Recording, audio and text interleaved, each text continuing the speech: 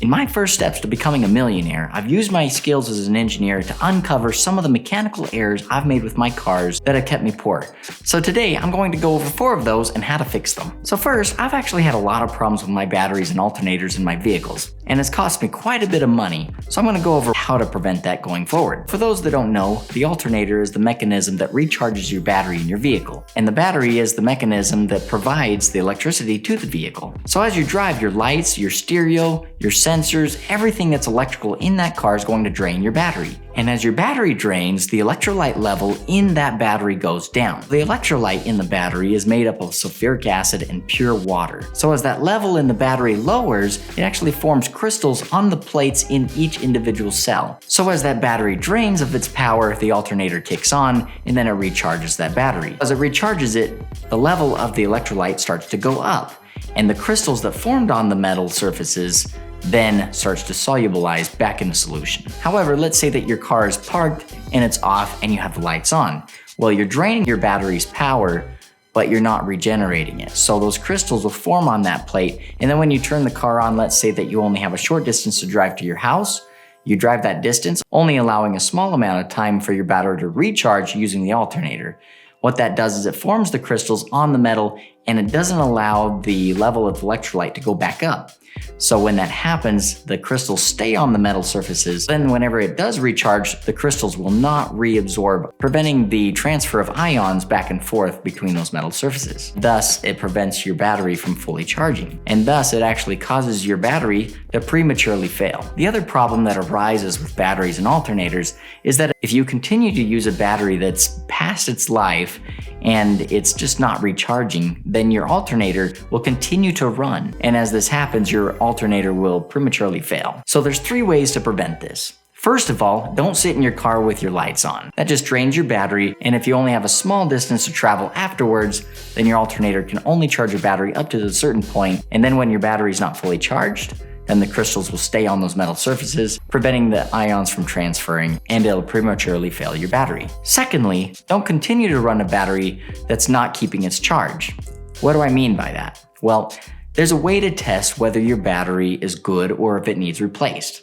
The way that you do that is you hook a voltmeter up to the battery. You put the red on the positive, the black on the negative, and then you set the setting to 12 volts and then begin reading. If your voltage is reading between 12.4 and 12.6, then your battery is good. But if your battery is reading anything less than 12 volts, then you know you need to replace that battery. That'll keep you from running your alternator too much and then prematurely failing your alternator. You want to tell your alternator to take a break. Otherwise, it'll overwork and it'll have to go into therapy for commitment issues. Third, keep your battery out of extreme temperatures. If your battery gets too cold, it can freeze and actually bulge and crack. If your battery gets too hot, it can actually accelerate the formation of those crystals on the metal surfaces, thus depleting the life of your battery quicker. Try not to let your battery get vibrated or jolted around too much. You can do that by securely fastening your battery down. Being jolted or vibrated will cause a cell to disconnect from the rest of the battery, causing your battery to go bad. So the second item to look at on your car are your windshield wipers. Now you might think this is a really small issue,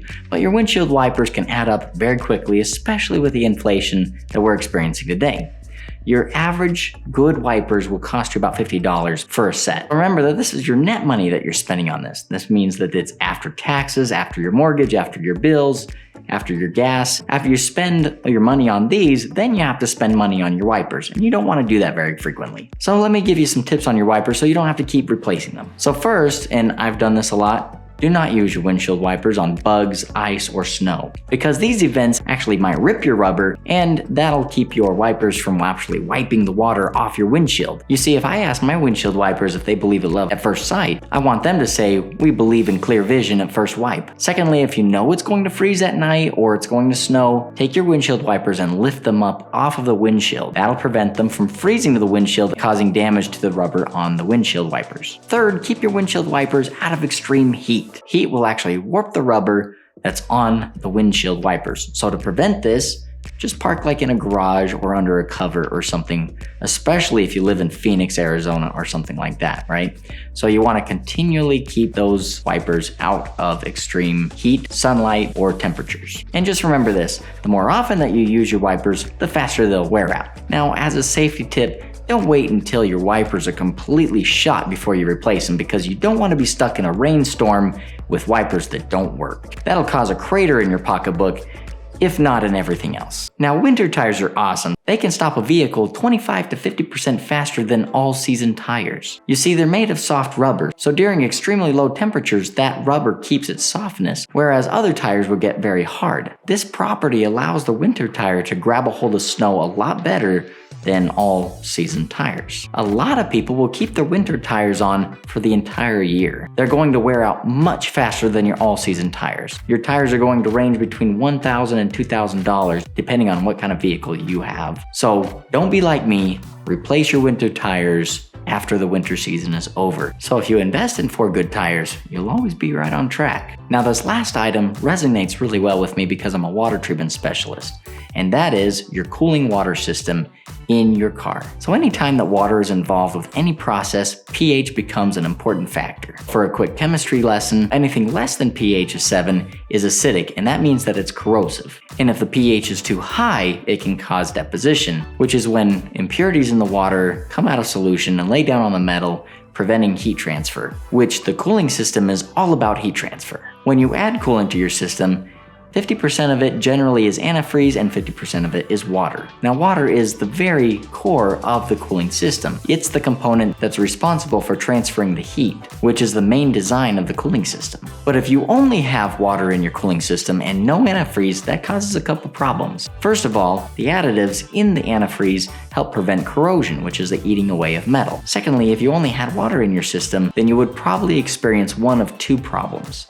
First, you might freeze your water in your system, which would break your engine block, or you might be generating steam in your cooling system because the water will exceed its boiling point. So the antifreeze will actually lower the freezing point of the water, preventing it from freezing and breaking your block, and it'll also elevate the boiling point of the water so that you won't be producing a lot of steam in your water system. Now, antifreeze products are produced in different colors so that you don't mix them up. Certain additives are not compatible with others. So pay attention to the color, because the color does matter. So keep in mind that your cooling system is one of the most often repaired systems in cars today. So if you take care of your cooling system, it'll save you a lot of money down the road. According to AAA, 1 out of 3 drivers cannot afford an unexpected repair on their vehicle. So if you do these 4 things, instead of spending all your money on your car, you'll be putting that money towards savings or investments, whether that investing is in the market or whether that investment is in yourself, so that you can start your own business. So with that, I want to say thank you so much for watching this video. If you had any value in this video,